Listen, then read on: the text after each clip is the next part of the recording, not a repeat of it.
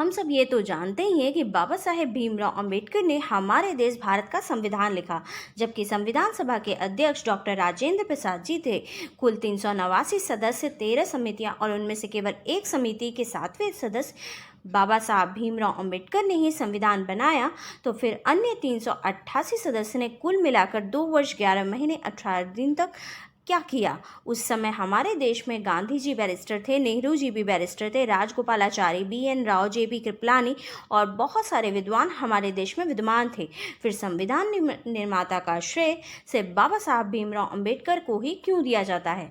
Hello everyone, मैं आकृति अग्रवाल आज आपके सामने एक नया वीडियो लेके उपस्थित हूँ। आज के वीडियो में हम बात करेंगे कि आखिर क्यों बाबा साहब भीमराव अंबेडकर को ही भारतीय संविधान का निर्माता कहा जाता है, और साथ ही बात करेंगे कि संविधान ड्राफ्टिंग कमेटी के अध्यक्ष के रूप में बाबा साहब भीमराव अंबेडकर को ही क्यों चुना गया। तो चलिए बिना देर के वीडियो को शुरू करते हैं और जानते हैं कि बाबा साहब भीमराव अंबेडकर को ही भारतीय संविधान का निर्माता क्यों कहा जाता है।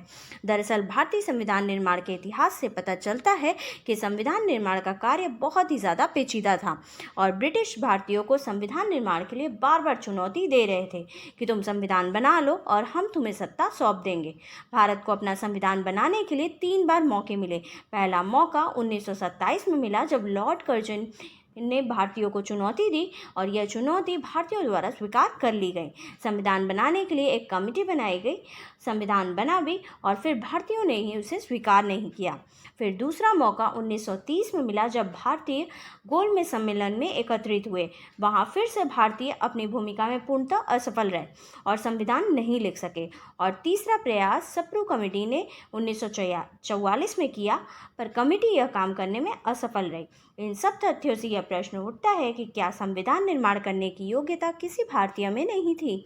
अगर राजनीति की बात करें तो इंग्लैंड के प्रधानमंत्री विंस्टन चर्चिल केवल संविधान का कारण बताकर ही भारत को आज़ादी देने के पक्ष में नहीं थे, लेकिन चुनाव में चर्चिल की हार हुई और इंग्लैंड में मजदूर पार्टी की सरकार बनी और इटली इंग्लैंड के प्रधानमंत्री बने। इटली ने ही भारत को स्वतंत्र कराने की घोषणा की। 15 अगस्त 1947 को भारत स्वतंत्र हुआ और स्वतंत्र भारत को चलाने के लिए एक अंतरिम सरकार बनाई गई, जिसके PM पंडित जवाहरलाल नेहरू बने और कानून मंत्री उस समय के योग्यतम विद्वान महापुरुष डॉक्टर भीमराव अंबेडकर को बनाया गया। दुनिया के सबसे बड़े लोकतंत्र के लिए संविधान बनाना कोई आसान काम नहीं था और इसलिए 13 दिसंबर 1946 को संविधान सभा का गठन जवाहरलाल नेहरू के द्वारा किया गया और इसे बनाने में पूरे 2 साल 11 महीने और 18 दिन का वक्त लगा। भारत की आज़ादी के बाद देश के लीडरों के सामने सबसे बड़ी सवाल यही था कि देश को कैसे चलाया जाए, मतलब हमारा संविधान कैसा हो। भारतीय संविधान सभा का गठन किया गया, जिसमें कुल 389 सदस्य चुने गए, जिसमें अध्यक्ष डॉक्टर राजेंद्र प्रसाद, अध्यक्ष HC मुखर्जी और संवैधानिक सलाहकार BN राव को चुना गया। और कुल 13 समितियां बनाई गई, जिसमें प्रारूप समिति यानी कि ड्राफ्टिंग कमेटी में कुल 7 सदस्य रहे।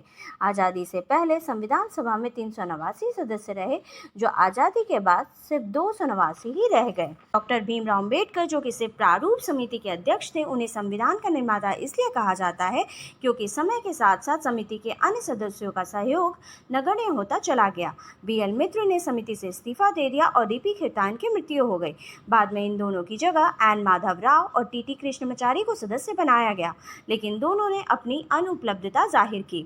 N गोपाल स्वामी अयंगर 1943 तक जम्मू कश्मीर के प्रधानमंत्री रहे और उन्होंने ही अनुच्छेद 370 के तहत जम्मू कश्मीर को विशेष दर्जा प्राप्त करवाया। अयंगर भारत की आज़ादी के बाद जम्मू कश्मीर से जुड़े मामलों में ही व्यस्त रहे। सैयद मोहम्मद सादुल्लाह बीमार रहे और मुंशी जी को हैदराबाद की रियासत में भारतीय दूत के रूप में नियुक्त कर दिया गया।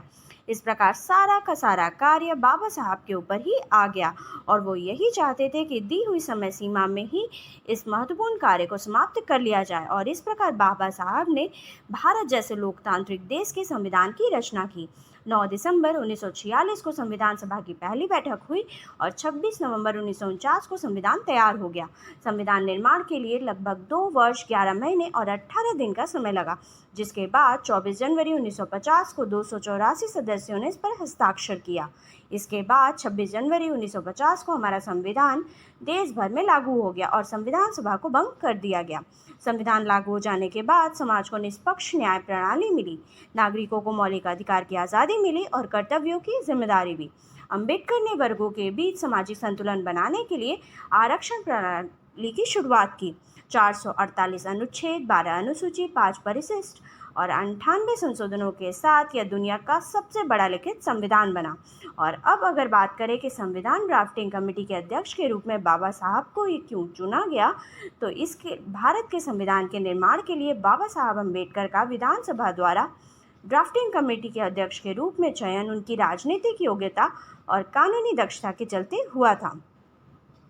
संविधान को लिखने, विभिन्न अनुच्छेदों, प्रावधानों के संदर्भ में संविधान सभा में उठने वाले सवालों का जवाब देने, विभिन्न विपरीत और कभी उलट से दिखने वाले प्रावधानों के बीच संतुलन कायम करने और संविधान को भारतीय समाज के लिए एक मार्गदर्शक दस्तावेज के रूप में प्रस्तुत करने में आखिर में बता दें कि बाबा साहब ने अपना प्रभावी जीवन दलितों, गरीबों और समाज के शोषित तबके के लोगों के अधिकार के लिए लड़ते हुए बिताया। बाबा साहब पूरे जीवन सामाजिक बुराइयों और छुआछूत के खिलाफ संघर्ष करते रहे। बताया जाता है कि बाबा साहब को 9 भाषाओं का ज्ञान था। इन्हें देश विदेश से कई विश्वविद्यालयों से कुल 32 डिग्रियां प्राप्त थीं। साल 1990 में उन्हें भारत रत्न, जो कि भारत के सर्वोच्च नागरिक सम्मान है, से मरणोपरांत सम्मानित करा गया था। आज के वीडियो में बस इतना ही। For more such interesting video, like and subscribe my channel. Thank you. Bye bye.